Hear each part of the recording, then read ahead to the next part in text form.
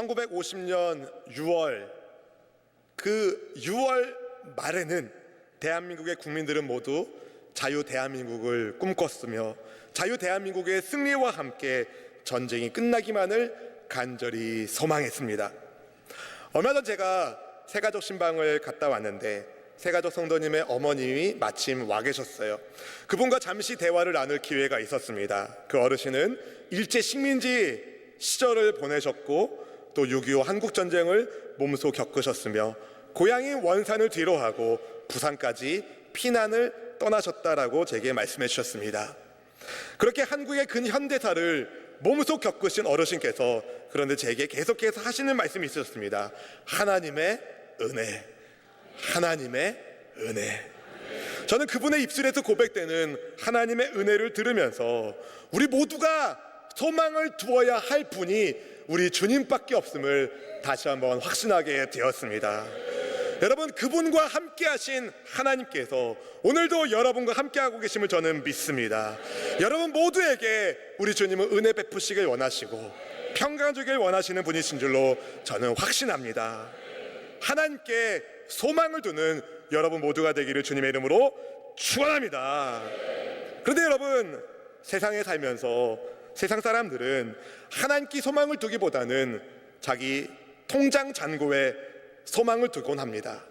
혹은 세상이 우러러보는 높은 지위에 소망을 두려고 합니다. 혹은 남들보다 나은 스펙을 소망을 하고 생각하기도 합니다. 여러분, 세상 사람들은 그렇다 치고 예수님을 주님으로 믿는 저와 여러분은, 하나님의 자녀가 된 우리는 과연 어디에 소망을 두고 계십니까? 하나님께 소망을 두고 계십니까? 아니면 세상 사람들과 별반 다를 바 없이 땅의 것에 소망을 두고 계십니까? 바라기는 오늘 본문에서 등장하는 바울 사도처럼 하나님께 소망을 둔 하나님의 사람 되기를 주님의 이름으로 축원합니다. 근데 여러분, 하나님께 소망을 둔 바울의 삶에는 정말 많은 굴곡이 있었다는 것, 여러분 오늘 사도행전 말씀을 통해서 보게 됩니다. 그를 핍박하여 죽이려는 이들이 계속하여 바울을 고발하며 괴롭혔기 때문입니다. 예루살렘에서 죽을 뻔한 바울을 천부장 루시아가 건져내서 가이사랴로 보내었고, 바울이 가이사랴 헤롯궁에서 수감되었습니다. 가이사랴 헤롯궁에 수감되고 있을 때에 유대로부터, 예루살렘으로부터 어떤 무리들이 찾아왔습니다. 바울을 고발하기 위하여. 대제사장 아나니아가 어떤 장로들과 더둘로라 하는 변호사를 데리고 가이사랴에 찾아온 것입니다. 그리고 총독 앞에서 바울을 고발합니다. 본문 1절 말씀을 함께 읽어보겠습니다. 1절입니다. 닷새 후에 대제사장 아나니아가 어떤 장로들과 한 변호사 더둘로와 함께 내려와서 총독 앞에서 바울을 고발하니라. 여러분, 예루살렘에서 가이사랴까지는 꽤 거리가 있습니다. 동쪽 산지 예루살렘에서 서쪽 지중해 바닷가에 이르는 가이사랴까지 대제사장의 무리들이 찾아왔다는 것은 그만큼 그들이 바울을 미워했다는 겁니다. 그만큼 바울에게 깊은 증오심을 가지고 있었다는 것을 보여주는 겁니다. 그냥 온 게 아닙니다. 대제사장의 무리들은 재판에서 승소하기 위한 전략을 세우고 또 더둘로라 하는 변호사도 대동하여 찾아왔습니다. 드디어 재판이 시작됩니다. 바울이 불려오고 더둘로의 고소가 시작됩니다. 화려한 언변가로, 말 잘하는 변호사로 유명했던 더둘로는 먼저 벨릭스에게 아첨하는 말을 합니다. 본문 3절 말씀 같이 한번 읽어보겠습니다. 벨릭스 각하여, 우리가 당신을 힘입어 태평을 누리고 또 이 민족이 당신의 선견으로 말미암아 여러 가지로 개선된 것을 우리가 어느 모양으로나 어느 곳에서나 크게 감사하나이다. 여기서 여러분 아멘 하시면 안 되는 거예요. 왜냐하면 이 말은 거짓말이었습니다. 더둘로는 벨릭스를 굉장히 높였어요. 벨릭스 때문에 유대 지역에 태평 시대가 열렸다고, 당신 덕분에, 당신의 성경 지명 때문에 우리 유대 민족이 정말 개선되었다고. 말은 기가 막히게 했습니다. 이것은 다 거짓말이었습니다. 유대 역사가 요세푸스의 기록에 따르면 벨릭스는 유대인들과 사이가 별로 좋지 않았습니다. 벨릭스에게 불만을 품은 유대인들이 자꾸 소요를 일으켰기 때문입니다. 벨리스가 총독의 직무를 그만두게 된 계기도 소요를 진압하는 과정에서 불미스러운 일이 많이 생겼기 때문이었습니다. 그런데도 더들로는 뭐라고 그를 평합니까? 벨리스 덕분에 태평시대가 열렸다. 벨리스 덕분에, 그의 성견지명 덕분에 유대 민족의 삶이 개선되었다. 잊지도 않은 말을 만들어낸 겁니다. 여러분, 더들로는요, 대제사장의 무리를 대표해서 지금 말하고 있는 겁니다. 하나님께만 영광 돌려야 할 대제사장의 무리들이 거짓말과 아첨으로 하나님이 아닌 총독 벨리스를 높이는 모습이 굉장히 아이러니하게 보이지 않습니까? 그들이 정말 하나님을 경외하는 사람이라면, 그들이 정말 모든 상황을 하나님 중심으로 생각하는 사람이라면 과연 이렇게 벨리스에게 아첨하며 거짓말할 수 있었을까요? 더들로는 재판장인 총독 벨리스를 괴롭게 하지 않겠다면서, 마치 바울이 이미 유죄라는 것을 넌지시 암시하면서 바울이 유죄라고 판결 내리는 것이 결코 어려운 일이 아닌 것처럼 그렇게 말을 흘렸습니다. 바울의 범죄 사실이 너무 명명백백하기 때문에 간단하게 말씀드리겠다라고도 말했습니다. 벨리스에게 폐를 끼치고 싶지 않다면서. 그러면서 바울을 뭐라고 고소하는지 우리 본문 5절 6절 말씀을 다 같이 한번 읽어보겠습니다. 같이 읽어봅니다. 우리가 보니 이 사람은 전염병 같은 자라. 전하에 흩어진 유대인을 다 소요하게 하는 자요, 나사렛 이단의 우두머리라. 그가 또 성전을 더럽게 하려 함으로 우리가 잡아싸우니. 더들로는 바울에게 세 가지 죄목을 뒤집어 씌웁니다. 첫 번째는 바울이 전염병 같은 사람으로 천하에 흩어진 유대인들로 하여금 소요를 일으키는 자라는 겁니다. 바울이 유대 지역만이 아니라 로마 제국 전체에도 해로운 일을 꾀하는 정치범이라는 거예요. 로마는 종교적으로, 문화적으로는 굉장히 관대했고 많이 수용했습니다. 그렇지만 정치적으로는 절대 아니었어요. 더들로는 바울이 사회를 혼란하게 만들고 또 로마를 혼란스럽게 만들어 반역을 꾀하는 정치범이라고 고소 고발하고 있는 것입니다. 하지만 이것은 사실과는 달랐습니다. 바울은 정치적으로 로마의 법과 권력을 부정하거나 비난한 적이 없었습니다. 그런데도 더들로를 위시한 대제사장의 무리들이 거짓 증거하지 말라는 하나님의 계명을 어기면서까지 거짓말로 바울을 괴롭힙니다.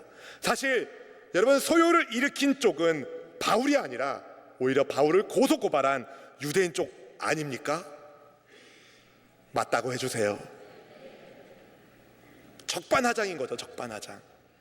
둘째로 더들로는요, 바울이 나사렛 이단의 우두머리라고 고소합니다. 바울이 절대 해를 끼치는 불순한 무리의 수장이라는 거예요. 사이비 이단 종파의 교주라는 겁니다. 당시 스스로 메시아라 주장하는 이들에 의하여 로마에 대항하는 사람들이 일어나곤 했었습니다.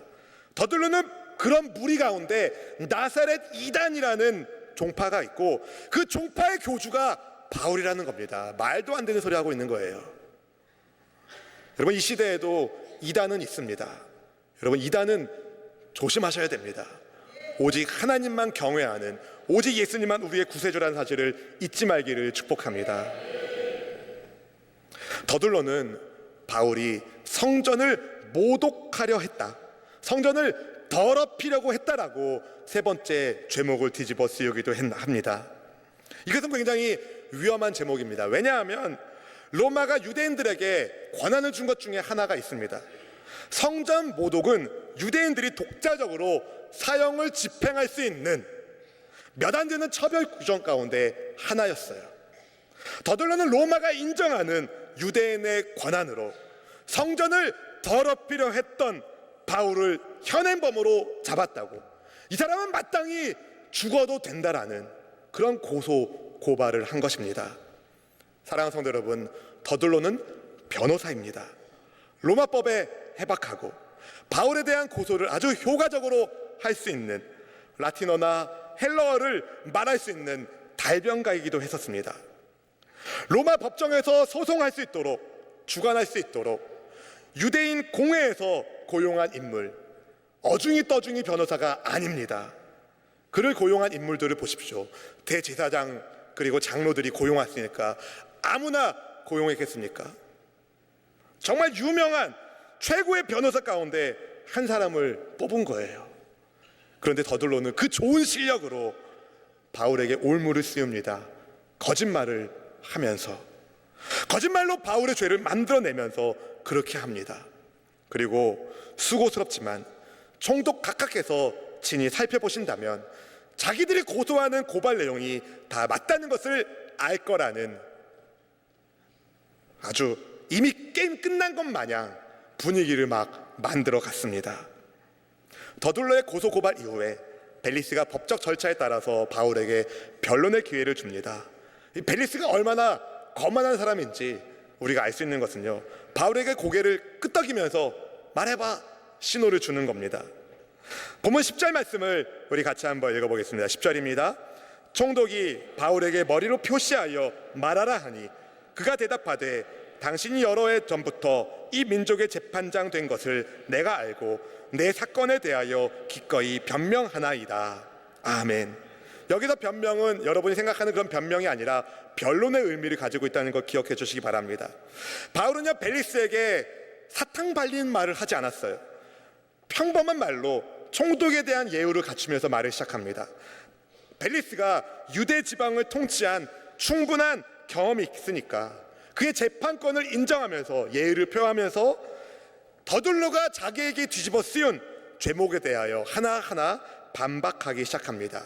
먼저 자신을 소유죄로 고발한 것에 대해서 바울은 사건 당시 자기는 예루살렘에 올라간 지 열 이틀밖에 되지 않았다고, 예루살렘에 올라간 것은 예배하기 위한 것이었지 절대 소요를 일으키려고 올라간 것이 아니라고, 성전이든 회당이든 시중이든 자신이 먼저 유대인들을 소유하게 한 것을 목격한 증인이 없다고 자기를 변론합니다. 본문 11절 12절 말씀을 함께 읽어보겠습니다. 당신이 아실 수 있는 바와 같이 내가 예루살렘에 예배하러 올라간 지 열 이틀밖에 안 되었고 그들은 내가 성전에서 누구와 변론하는 것이나 회당 또는 시중에서 무리를 소동하게 하는 것을 보지 못하였으니. 아멘. 바울이 굉장히 차분하게 자기 이야기를 합니다. 예루살렘에 올라간 것은 소동을 일으키려가 아니라 하나님을 예배하기 위해서입니다. 소동을 준비하거나 일으킬 시간도 부족했다라고 말합니다. 그리고 자기가 소동을 일으키는 것을 획책하는 것을 본 목격자 증인이 아무도 없다라고 말합니다. 더둘러의 주장이 꾸며낸 이야기라는 겁니다. 더둘러의 주장에 따르면 바울은 천하 만국 어디에서나 유대인들 가운데 소란을 일으키는 사람이지만 바울은 저기가 절대로 소란을 일으키는 사람이 아니라고 변호합니다. 굉장히 침착하게 벨리스 총독 앞에서 지혜롭게 변론하고 있는데, 그가 그렇게 할 수 있었던 것은 바울이 더둘러처럼 변호사 공부를 많이 했기 때문이 아니라, 그의 언변이나 지혜가 높았기 때문이 아니라 바울과 함께 하시는 성령님이 계셨기 때문입니다. 예수님께서 누가복음 12장 11절 12절에서 이런 말씀을 하셨습니다. 함께 읽어볼까요? 사람이 너희를 회당이나 위정자나 권세 있는 자 앞에 끌고 가거든 어떻게 무엇으로 대답하며 무엇으로 말할까 염려하지 말라. 마땅히 할 말을 성령이 곧 그때에 너희에게 가르치시라 하시니라. 아멘. 지금 딱 바울이 맞이하고 있는 상황이 이러했습니다. 유대인들이 바울을 고소 고발하는 이들이 회당이나 위정자나 권세 있는 자 앞에 끌고 가면, 권세 있는 자 앞에 끌고 갔는데 성령께서 바울의 입에 할 말을 주시는 겁니다. 지금 바울 혼자 로마 법정에서 자기 변론하고 있는 거예요. 자기를 고소 고발한 사람들은 여럿이 있고, 또 정의롭지 못한 재판장으로 유명했던 벨리스 총독이 재판의 총감독으로 있는 그곳에서 성령께서 바울을 담대하게 하십니다. 당당하게 하십니다. 지혜롭게 하십니다. 마땅히 할 말을 하게 하십니다. 자기를 고소 고발하는 이들의 주장을 뒷받침해 줄 증거가 없다라고 더둘러의 말을 반박한 바울. 두 번째, 그가 나사렛 이단의 우두머리라는 죄목에 대하여 이렇게 변론합니다. 본문 14절 15절 말씀 함께 읽어보겠습니다. 그러나 이것을 당신께 고백하리이다. 나는 그들이 이단이라 하는 도를 따라 조상의 하나님을 섬기고 율법과 선지자들의 글에 기록된 것을 다 믿으며 그들이 기다리는 바 하나님께 향한 소망을 나도 가졌으니 곧 의인과 악인의 부활이 있으리라 하매니이다. 아멘. 바울은 지금 유대인들이 이단이라고 말하는 그리스도교가 사실은 이단이 아니라고 이야기하고 있습니다. 그리고 예수님을 따르는 제자라는 것을 부인하지 않습니다. 자기가 믿는 바가 전혀 성경에서 벗어나거나 유대인의 신앙과 아주 다르다는 것을 말하지 않았습니다. 자기도 유대인들의 조상의 하나님을 섬긴다고 말하면서 율법과 선지자의 글을 다 믿는다고 말하면서 유대인들처럼 하나님을 향한 소망을 가지고 있다는 것을 강조하면서 그렇기 때문에 하나님 앞에서 그리고 사람 앞에서 양심이 거리낌이 없도록 살기 위하여 최선을 다한다고 자기 변론을 했습니다. 여러분, 지금 바울은요 벨리스의 법정에서조차 자기의 신앙을 간증합니다. 부활신앙을 전파합니다. 바울이 전파하고 있는 부활신앙은 구체적으로 말하면 의인의 부활과 악인의 부활입니다. 쉽게 우리는 의인의 부활만 생각할 수 있지만 성경은 의인의 부활과 악인의 부활 두 가지 부활을 말해주고 있습니다. 요한복음에서는 신자의 부활을 생명의 부활이라고 말하고 또 불신자의 부활을 심판의 부활로 설명합니다. 요한계시록에는 생명의 부활을 경험한 신자들은 영원히 살지만 여러분에게 이런 복이 있기를 축복합니다. 심판의 부활을 경험하는 불신자들에게는 두 번째 사망이 임한다라고 말합니다. 의인의 부활은 상급을 위한 부활이요 악인의 부활은 영원한 형벌을 향한 부활이라는 겁니다. 여러분, 인류의 부활은 심판날과 동시에 연결되어 있기 때문에 각 개인이 어떠한 부활을 맞이하게 될지는 마지막 심판날에 가봐야 아는 겁니다. 하나님이 그때 다 판결하시기 때문에. 그렇다고 해서 우리는 어떤 부활을 맞이할지 염려하거나 두려워할 필요가 없습니다. 정말 여러분이 우리가 예수님을 주와 그리스도로 믿는다면, 부활이요 생명이신 예수님을 확실히 믿으신다면 여러분, 둘째 사망 우리와 상관없는 겁니다.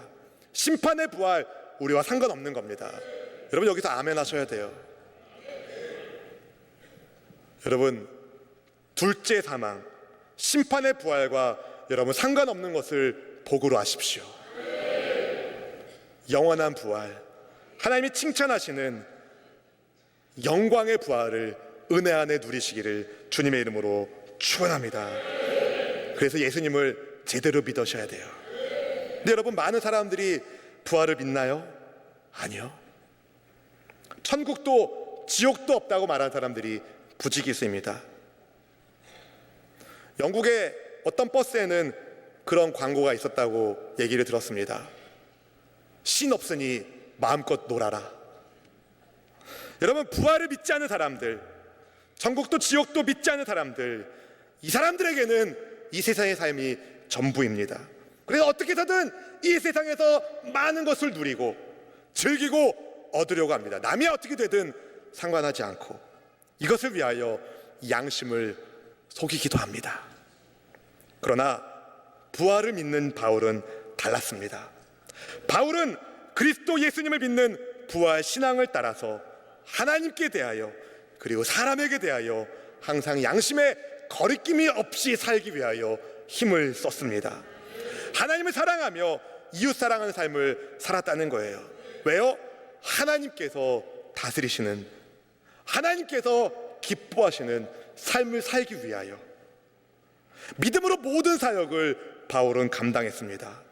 하나님이 귀히 여기시는 사람을 구원하기 위하여 먼 지방에까지 가서 복음을 증거하기도 했습니다. 부활 신앙을 가진 바울은 이 세상에서 삶이 전부가 아니라는 것을 분명히